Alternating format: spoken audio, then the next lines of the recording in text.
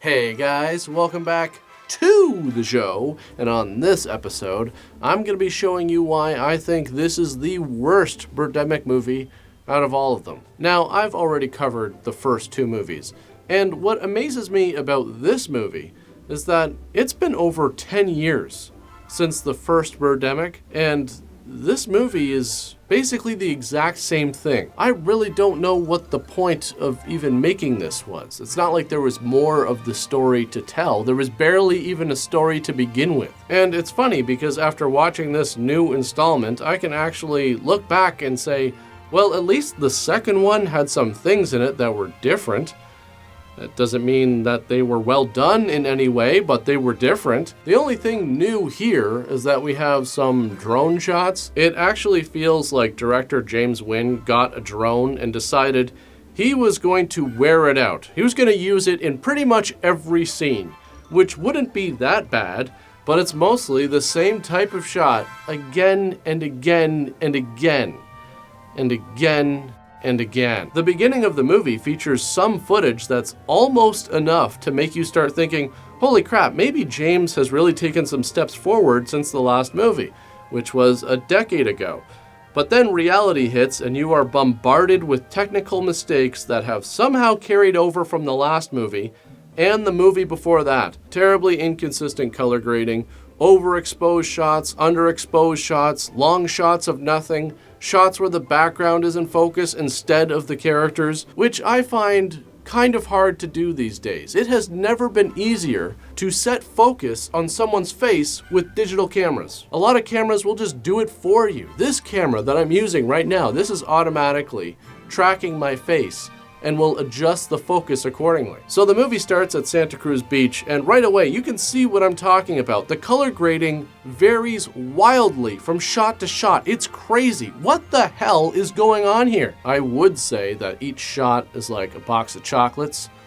You never know what you're gonna get, but it's more like reaching into a bag of all sorts. You never know what you're gonna pull out, but it doesn't matter because they all suck. So now we're introduced to the main character, Evan, who's just walking around, much like the main character at the beginning of the other two movies. And then we have a lot of nothing. Just him staring off in different directions, seeing a girl pouring water, and then we have to watch him walk down there for some reason. And right away, we get bad dialogue. And just listen to this audio. Guess I'm just curious. It's for my research. What kind of research? And this is the amazing thing. It's always been like this. This is what is so crazy to me. And I've said the same thing about Neil Breen. You've spent all this time making movies over the years, and yet nothing seems to improve. How? The only way I see that's possible is if they're watching their movies and saying, these are perfect, 100%. There's absolutely nothing here that needs to be improved. We're not even 10 minutes in, and already we have a plethora of mistakes that we've seen before in the other movies. You've got bad cinematography, bad audio mixing, bad sound editing. The whole thing is like a patchwork of technical failures. It's like a greatest hits collection of misses. The Foley is just as bad now as it was in the original. In fact, I actually think it might be worse.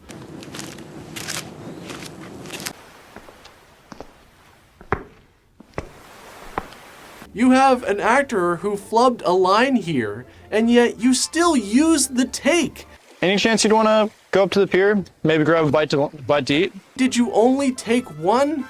Were you that crunched for time? I mean, just take it again. The next scene is Evan watching a show about climate change, and that's all this scene is. For 3.5 minutes, it's just him on the couch.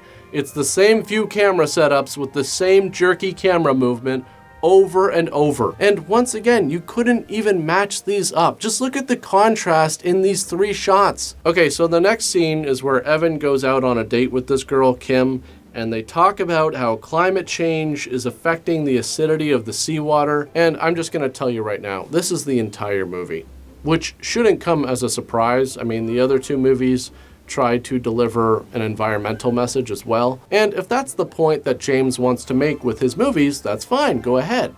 The problem I have with it is that it's not so much an underlying message as it is James bludgeoning the audience with it. I'm not lying when I say that's all there is. It is the basis of every single interaction. I mean, you have two characters here that are supposed to be developing a relationship, but there's no romance or flirting, just environmental lectures. The next part of their date consists of watching a bunch of environmental protesters. I'm serious, they just stand there and stare at them as if they're enjoying a street performance, and this goes on for 2 minutes. 2 full minutes. I mean, you sat in the editing room and you looked at this and you said, yup, keep it rolling. Every person they run into is talking about climate change, no matter what the situation is. This guy apparently just escaped a shark attack. He almost had his hand bitten off, and immediately he starts blaming it on climate change. I mean, just imagine that. Imagine fighting for your life and getting away from a shark, and the second you get back on land, you're just like, goddamn emissions. And then they just stand there and watch him walk away. Like, why? The characters all act so incredibly strange in all of these movies. Everything is awkward, and I don't know why. It's like if an alien came down to Earth for a day and then went back to its home planet and had to write a movie based on what it thinks humans are like all the time. I mean, just look at this. They run into a real estate agent on the beach who sells multi-million-dollar houses, and Evan tells him what kind of a house he's looking to buy. Usually, I just find that dream house for my clients. I'm not obligated beyond that, and I collect my big fat sales commission. This is where James and Neil have a lot in common. The dialogue is never written like how people actually talk, and it's written to get a message across with the least amount of subtlety as possible. Pam, we have to do something about this damn global warming. I have to capture the beauty of this place before it's all gone. Why were the trees so dry? Global warming, climate change. They're standing, walking, and flying with the trees before the trees are all gone. It's like when Neil did that one movie, I can't exactly remember which one, it doesn't matter, but he sneaks into a mansion and there's a party going on with all these rich people, and they're actually saying things like, and that's how we steal from the average person, and we'll never get caught because we pay off all the politicians and the judges and the police. As CEO of a major bank, we manipulate interest rates to serve our best interest. I mean, how do you write this, shoot it, and then sit there and watch it back like, yeah, this is how people talk in real life? So what happens next? You guessed it. The main character gets a ton of money just dumped into his lap out of nowhere. Yes, yes, yes! And of course, it always involves this guy. This time, he's investing $10 million into Evan's anti-aging formula. And he's doing this in his car outside of his house because it's a much easier location to secure than shooting inside of someone's actual mansion. So now Evan's buying a house because he's rich. But instead of taking him on an actual tour of the house, the real estate agent just shows him the paintings in one of the rooms and how the paintings were inspired by global warming. Like, come on, man. Which depicts melting ice in the Arctic and Antarctica due to global warming. There's a scene where they visit a blue whale skeleton, and guess who shows up? The richest man in the world, Mr. Green. Founder of Pay Me, Odyssey Spaceline, and the Green Car Company. Yes, it's me. Gee, I wonder who that's supposed to be. Yes, the richest man on the planet is just strolling around in public without any security. Oh, and you know what he's here to do? That's right, talk about global warming. Well, we better fix global warming. But it's okay because he has a new invention. A giant elevator that will send CO2 up into space. Problem solved. That's incredible. Yes. Yes, it's amazing how easy of a solution that was. Why didn't anyone else think of that? Just build a giant elevator into space. Hopefully some kid doesn't press every button on the way up. They go to a winery, and I actually think this scene has the worst cinematography of the entire movie. It's aggressively bad. It actually looks like they tried to screw it up. Did you know that this was the vacation home for the great director, Mr. Alfred Hitchcock? Yeah, and you want to know one of the things that made him a great director? The scenes in his movies had a point, and I'm going to let you take a guess based on everything you've seen. Do you think that this scene is going to further the plot, develop the relationship between the characters, or just talk about how great Alfred Hitchcock's movies were? Where he filmed his greatest movie, Vertigo. It's actually not just Hitchcock's greatest movie. According to a 2012 survey by the influential Sight and Sound magazine, the film industry, movie critics, and academics voted Vertigo the greatest film of all time, surpassing Citizen Kane. Wow. Wow. At one point, Evan goes to a pub and says, "Hey, didn't this bus used to be over there?" And the owner is like, "Yeah, but then there was a bird attack." It was a terrible day. Sadly, many people died that day. And then the guy just walks away. So, how does that explain moving the bus from one side to the other? Yeah, the stuff used to be over there, but then a bunch of birds killed some people, so I moved the stuff over here. Because of the bird attack, obviously. What's going on here? Nothing. They're just walking and talking about Vertigo again. James Stewart should have never let Kim Novak run to the tower and fall to her death in Vertigo. So we're halfway through the movie now, and there's no story. That's the thing. I can't even be accused of spoiling this. There's nothing to spoil. There's nothing here. This isn't entertainment. It's just a bunch of boring shit. I mean, James obviously loves Alfred Hitchcock. He's tried to do his own version of The Birds several times now, but it doesn't seem like he understands why that movie works. It's true that in The Birds, the first major event doesn't really happen until halfway through the movie. This is the first big attack. So what happens leading up to that? You have characters interacting with each other, and these interactions are interesting because there's conflict, or the interactions are helping the main character overcome obstacles on the path to their goal. They're not standing around talking about the dangers of lead paint or the kinds of movies they like. Hitchcock was the master of suspense for a reason, and the way he created suspense was by giving the audience information. Peppered along the way between these interactions are moments where the focus goes to the birds. It's unsettling, and it creates a foreboding atmosphere.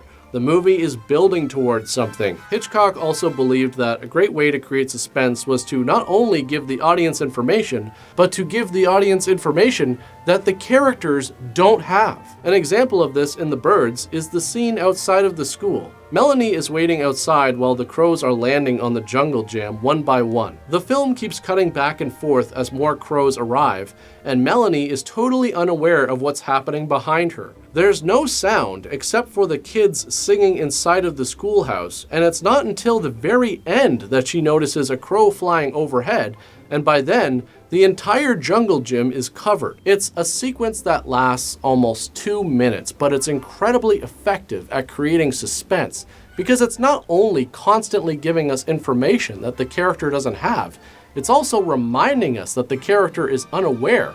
And then it tops it off at the end with a surprise, revealing many more crows than we would have expected based on the information given to us. The only information given in Birdemic is about global warming, and it's jammed into every nook and cranny in every scene to the point where you just tune it out. So after they talk about how great Vertigo is, they go to Vertigo Coffee to sit in the shade. Should we adjust for this lighting situation so that the actors are well lit and the frame is properly exposed? No, there's no time for that. Let's just keep it hilariously dark. Here's a scene where a guy with a telescope starts showing them pictures of the stars. It's beautiful. Yes. Beautiful just like you. Now, you might be thinking, okay, a scene where a guy is talking about space. I bet there's no way they're gonna somehow make this about global warming. Well, then you haven't been paying attention, have you? We must find a solution to stop global warming. At this point, you can't help but laugh. It just never stops. It's almost as if he was going for some kind of a record to see how many times he could shoehorn a global warming reference into a feature film. Of course, you're going to get an awkward dance scene that goes on for a painfully long amount of time. This one goes on for almost 6 minutes, followed by an awkward makeout in a hotel room, followed by the bird attack. It's exactly like the first movie. What the hell was the point in making this? Rod shows up, but who cares? It's all exactly what you'd expect.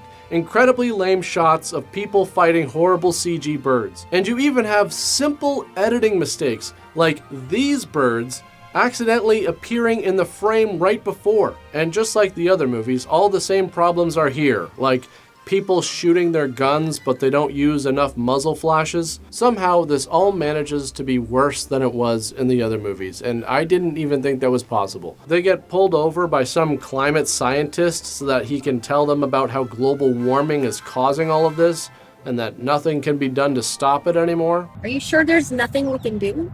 Yes, we have to accept our fate. It is death. Oh, okay, well I guess that's good to know. Like, what was the point of even pulling them over?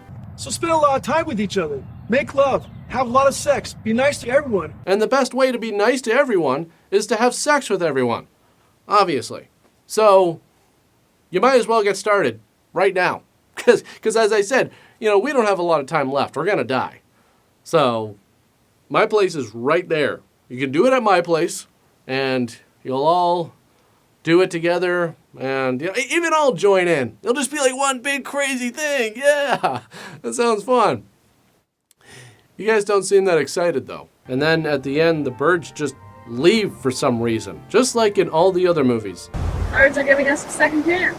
Oh, the birds are giving us another chance. How many chances do you get? The first movie was so shockingly bad, it had to be seen to be believed. And a lot of people saw it because of that. The second movie was pretty self-aware, but at least it tried a few new things, even though it was still awful. But this has none of that stuff. It's basically like a crappy remake of a crappy movie, and it somehow has even less of a story than the original. But that's pretty much it for this one. As usual, thanks for watching, guys, and I'll see you all next time. Okay, so I'm getting the feeling that you're all pretty hesitant about this, and I don't understand why. I mean, do I have to explain to you again that we're all going to die? It's going to happen, like really soon. So why not just have sex right now at this guy's place with him? You don't want to go to your grave with shoulda, woulda, couldas. Okay, I am well aware that this doesn't look exactly like the guy in the scene, but there's only so much I can do. I'm not shaving the top of my head for this skit. I gotta draw the line somewhere.